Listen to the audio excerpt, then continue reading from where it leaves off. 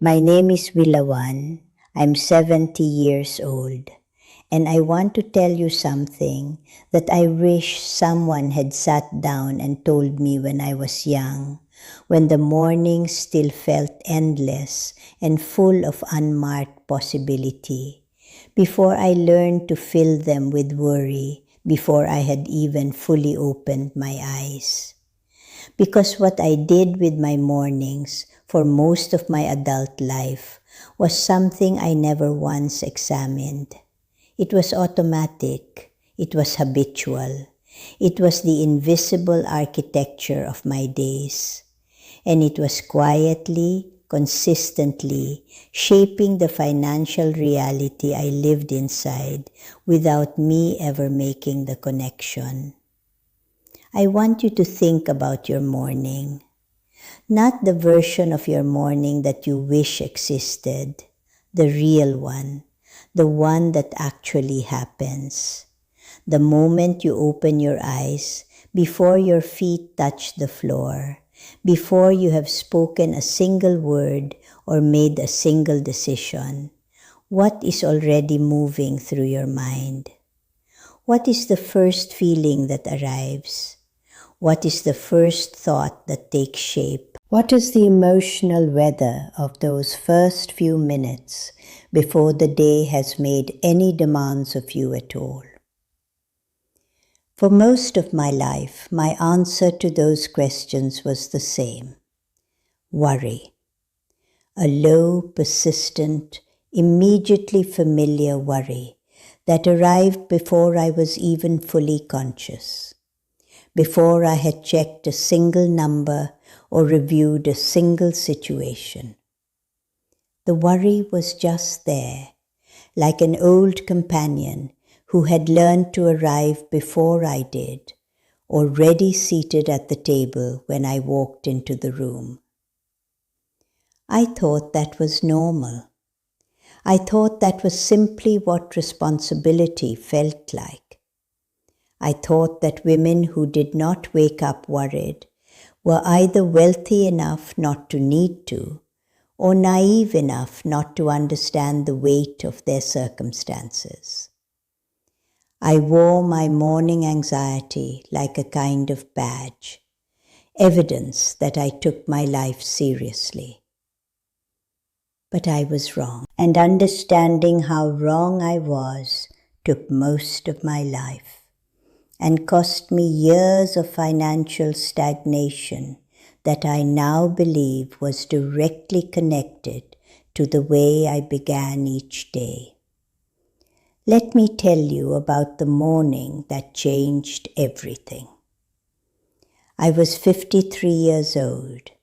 I woke before dawn, as I always did, and the worry arrived before my eyes were fully open, as it always did.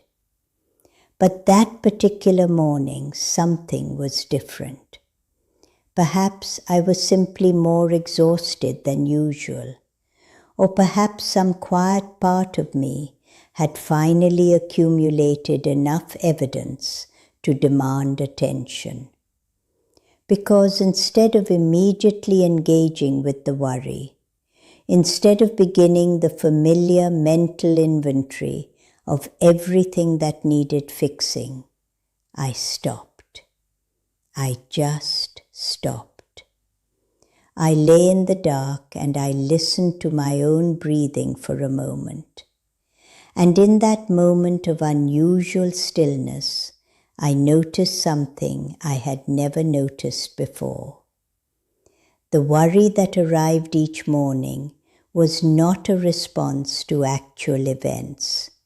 Nothing had happened yet. The day had not begun. No one had called with bad news. No bill had arrived. No situation had deteriorated. The worry was not a reaction to reality. It was a habit, a deeply grooved, utterly automatic habit that preceded reality and then went on to color every experience that followed.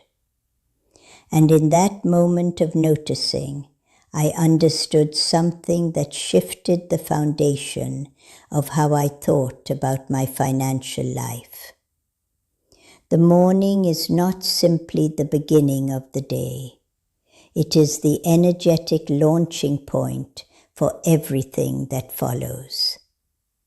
Whatever frequency you establish in those first waking minutes, that frequency becomes the lens through which you see every situation, every conversation, every opportunity and obstacle that the day presents. And the lens changes what you see. It changes what you notice. It changes what you reach toward and what you unconsciously avoid.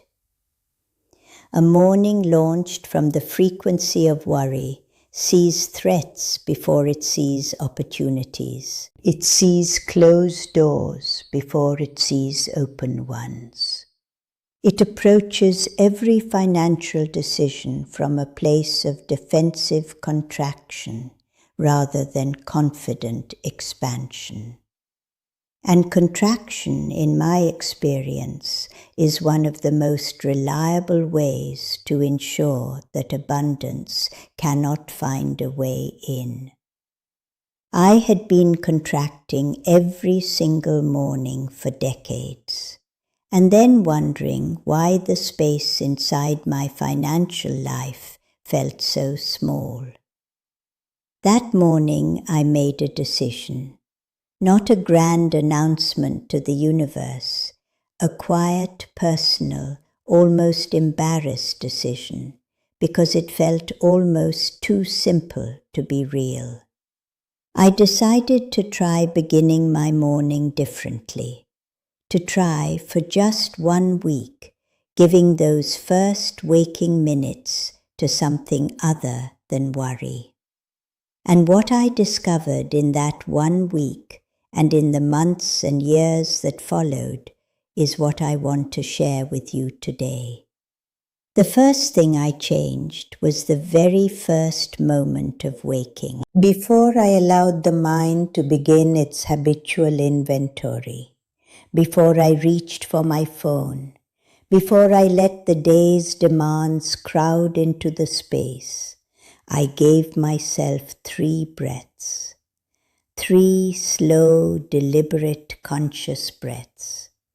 Not a breathing exercise with technique and precision. Simply 3 moments of choosing to be in my body, in the room, in the actual present, before allowing the mental world to take over. Those 3 breaths sound almost absurdly small. But what they did was create a gap, a tiny gap between waking and worrying. And in that gap, I had a choice. A choice I had never known existed before, because I had always moved from sleep to anxiety so automatically that there was no space between them for choice to live. In that gap, I began to choose something different. Not positivity in the artificial sense, not affirmations that felt hollow and disconnected from my actual life. Something more honest than that, something more grounded. I began to choose acknowledgement. Before my feet touched the floor each morning, I would name one thing, just one, that was real and present and sufficient in my life at that moment. Not a fantasy about the future, not a forced gratitude for things I didn't genuinely feel grateful for. Something real and immediate. The warmth of the bed, the fact that I had woken up, the sound of morning outside the window, the knowledge that my children were safe. Something small, specific, and true. This was not about tricking my mind into false optimism. It was about establishing, before the day began its demands, a baseline of sufficiency rather than a baseline of lack. Because the baseline you establish in those first waking minutes becomes the reference point from which you measure everything that follows. And a day measured from sufficiency moves differently than a day measured from lack. Within days, I noticed the difference in how I approach situations. Financial decisions that I would normally have approached with contracted anxiety, I was approaching with a slightly more open curiosity. Conversations that would normally have tightened me up, I was entering with a fraction more confidence. Opportunities that I would normally have dismissed before fully considering them, I was pausing to actually examine. These were not dramatic changes, they were subtle, but they accumulated. The second thing I changed was what I did with my body in the first minutes of the morning. I had spent decades moving from bed directly into the mental and practical demands of the day, treating my body as a vehicle to be boarded and driven without any preparation. But I began to understand that the body carries its own energetic state, and that state influences everything. An anxious body makes anxious decisions. A contracted body sees a contracted world. And I had been waking my body into anxiety every morning by immediately flooding it with stress before it had a chance to establish its own equilibrium. I began to spend 5 minutes, just 5, moving my body gently before the day began. Not exercise in the rigorous sense, simply movement, stretching slowly, walking through my home quietly, standing in the small garden if the morning was kind enough to allow it, allowing my body to arrive in the day gradually, rather than being jerked into it by the immediate demands of worry. What this did was establish a physical baseline of ease rather than tension, and I discovered that ease is a far more productive state from which to navigate financial decisions than tension is. Tension narrows perception. Ease expands it. And expanded perception sees more options, more possibilities, more of the landscape that surrounds a situation, rather than only the immediate obstacle at its center. The third thing I changed was how I spoke in the first hour of the day. I had a habit, so entrenched I hadn't noticed it, of filling my morning conversations, even with myself, with the language of difficulty. Comments about how tired I was, observations about how much there was to do, remarks about money that were always framed in the language of not enough. I began to catch those habitual phrases, and without forcing artificial cheerfulness, redirect them. Not because words are magic, but because words are the audible surface of beliefs. And when you change the words you habitually use, you gradually change the beliefs that generate them.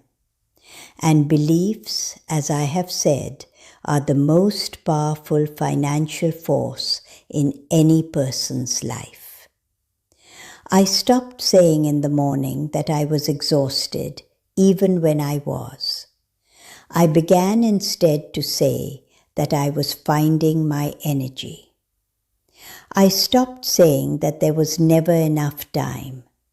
I began to say that I was learning to use what I had more effectively. These were not lies. They were simply different angles on the same truth. And the angle you choose to stand at determines what you can see from where you are standing. The fourth thing I changed was the most personal and perhaps the most powerful.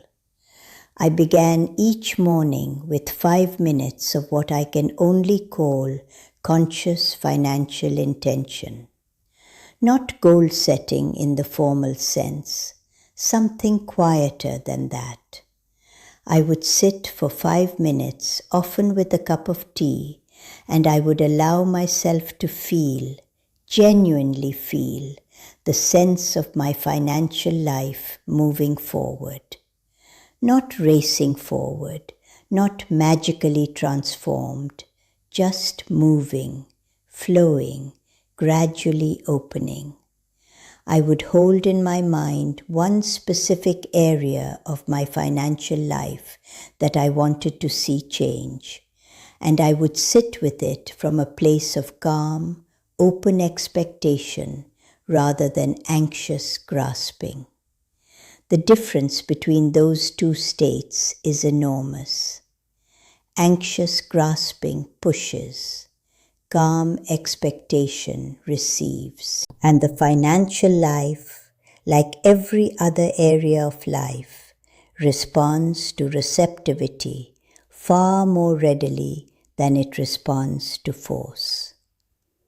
What most people don't realize is that the morning is when the subconscious mind is most accessible. In those first waking minutes, the boundary between the conscious and subconscious is at its thinnest. The subconscious has been working all night, processing, organizing, preparing. And in those first minutes, it is still close to the surface, still receptive, still open to new instruction. When you fill those minutes with worry and tension and the language of lack, you are writing new instructions on a very receptive surface. Instructions that say, today is a threat. Today requires defense.